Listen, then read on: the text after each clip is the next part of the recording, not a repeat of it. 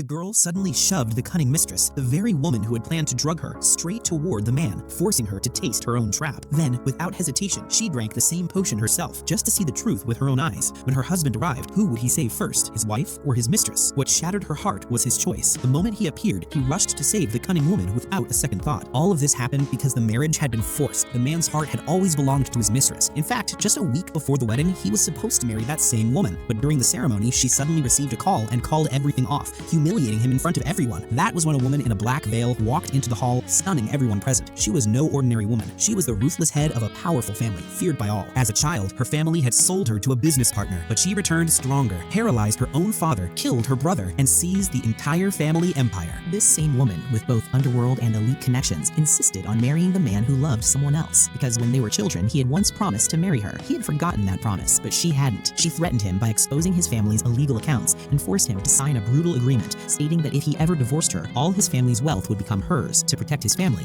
the man had no choice but to sign. But a forced marriage could never bring happiness. On their wedding night itself, they fought bitterly. She asserted her authority, while he felt insulted, his heart still tied to his mistress. He refused to share a room with her and went to sleep in the hall, only to discover that the villa had no beds or sofas outside the bedroom. Left with no choice, he returned. Yet the woman wanted real love, not a hollow marriage. The next day, when the man reluctantly took his wife to an exhibition, the cunning woman appeared again. Furious, the wife grabbed her husband's hands to protect him, but the mistress immediately played the victim, and it worked. The husband believed her lies and saw his wife as the villain. The wife exposed the truth, revealing how the mistress had abandoned the wedding for her own interests and warned her to stay away. Still, the husband refused to see reality. Emboldened, the mistress sneered, claiming that even now, one call would bring him running. Enraged, the wife slapped her hard. Back home, she warned her husband never to see that woman again. He took it as an attack on his pride. That night, when his wife called, he ignored her, and on his friend's advice, even turned off his phone. To prove his freedom, he met the mistress at a bar where old memories resurfaced. When she hugged him, his resolve crumbled. Then the wife arrived, calm, composed, but terrifyingly cold.